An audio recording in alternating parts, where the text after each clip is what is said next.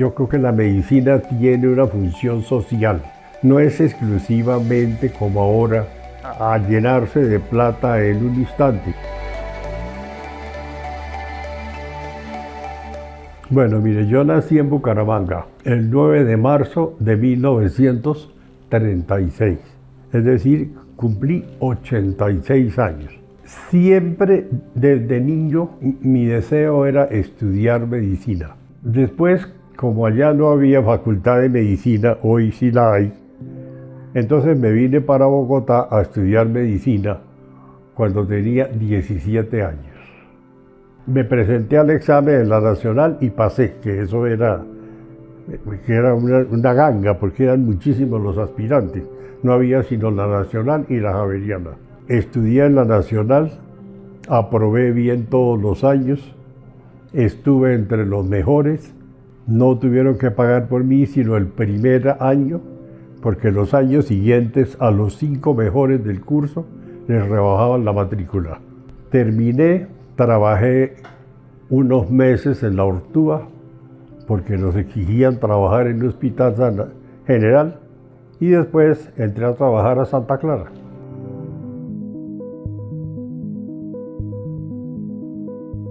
Yo allá hice toda la carrera. Yo entré a ser rural, después fui interno del hospital, después fui jefe de internos, después fui instructor. Yo fui profesor 12 años en la Javeriana y 8 en la Universidad Juan N. Corpas, que acababan de fundar. Y después me pasaron de director del sanatorio infantil, que tenía como 120 enfermos, y duré dirigiendo el infantil como 15 años. Primero, no se le olvida la medicina general, porque ahorita la cosa se reduce a que el oftalmólogo no ve sino ojos y no toma la tensión arterial ni nada. Allá tenía uno que hacer medicina general. Segunda cosa, a nosotros nos tocaron los primeros profesores de medicina francesa. La medicina francesa se basaba en el interrogatorio, en el examen, en las manos, porque había que tocar al paciente, examinar al paciente, porque en barrios pobres uno no podía ponerse a pedir a la gente un montón de exámenes porque no había plata.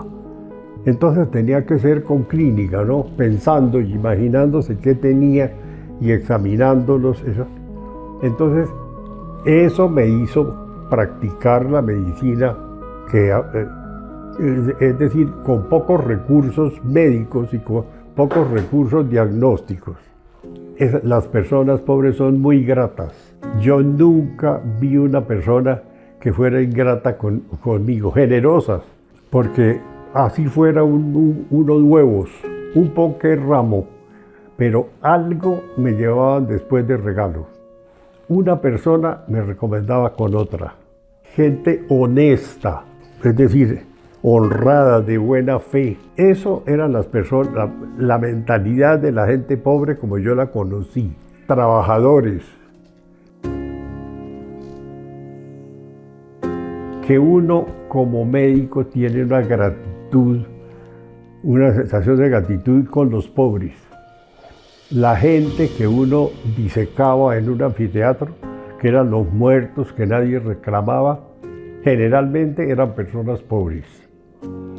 Aprendía uno en los hospitales de caridad, en la Ortúa y en eso, en pacientes pobres.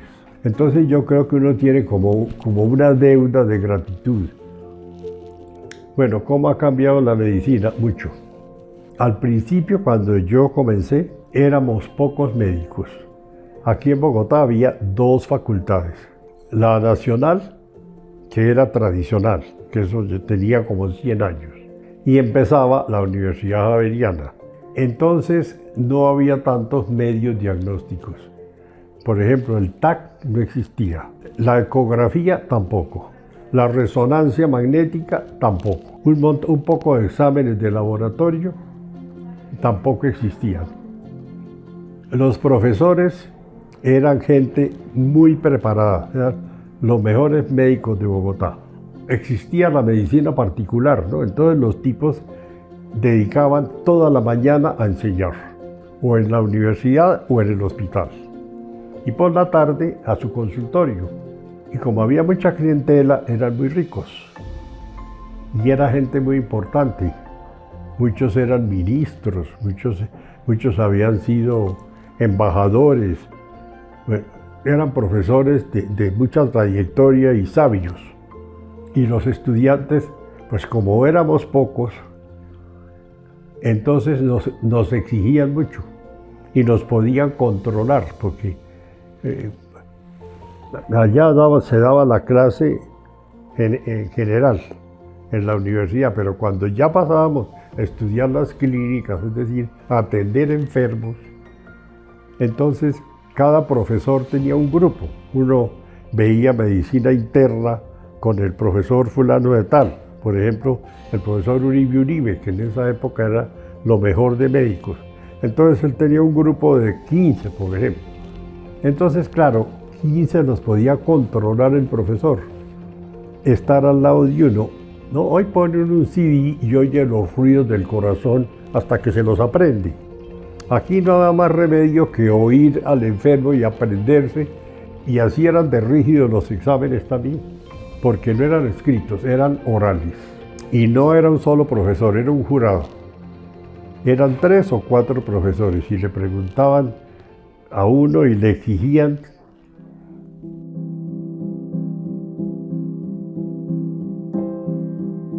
Uno le diría, no, si se puede, que examine el enfermo, porque es que aquí yo veo personas aquí, veo mucha gente de las EPS porque no las atienden, y entonces me dice, es la primera vez que me toma la atención un médico, porque allá generalmente se la toma la enfermera y le dicta al médico el resultado y él lo apunta.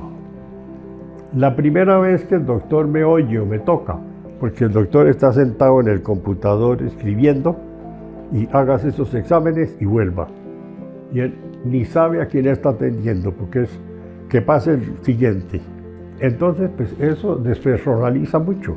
Uno necesita atender, y es muy importante muchas veces saber cómo es la familia, porque a veces uno, este señor es diabético, pero su mamá es diabética, ¿no? Sí, pero entonces uno pasaba el enfermo, lo atendía con calma, le podía formular lo que uno creía. Porque hoy el médico tiene que ver 20 pacientes por hora, digamos, o 10 por hora, entonces no le puede dedicar más de 10 minutos.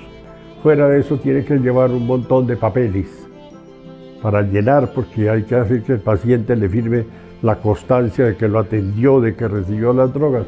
Aquí no, aquí era una cosa personal y uno hacía la fórmula y esto. La gente respetaba al médico, la gente sabía qué médico lo atendió.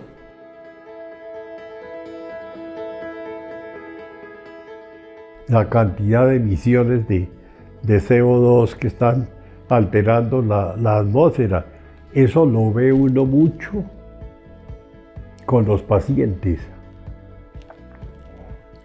porque no es lo mismo un paciente en el campo, y eso lo veía uno en las autopsias, una persona que está respirando aire puro a una persona que está en la ciudad respirando un aire que uno no sabe qué tiene, ¿no? Que es la mezcla del humo de los buses, de los carros, de las empresas. Y esto, entonces, eso es en lo que uno pueda, tiene que ayudar.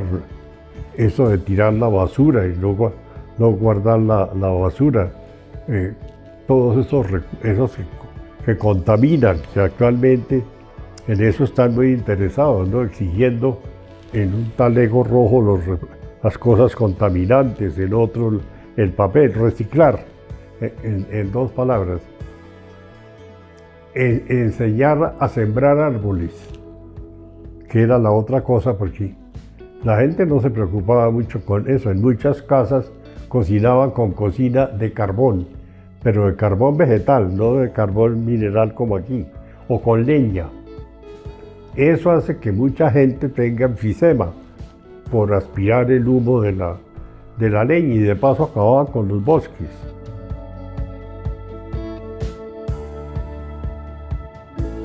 Bueno, sinceramente que yo quiero mucho la profesión.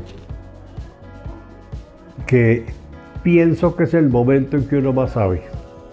Porque cuando uno tiene más experiencia hay cosas que no reemplazan la experiencia. Uno puede leer mucho en los libros y todo, pero la experiencia, eso no se improvisa, ¿no? Entonces eso me motiva mucho y creo que eso lo aprecia mucho la gente.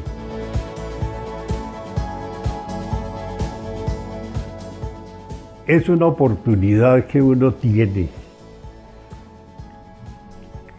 para manejarse bien, para hacer el bien, para ayudar a los demás,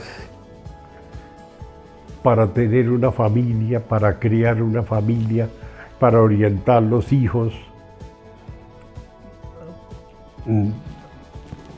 Uno crea una familia es decir, crea un apellido,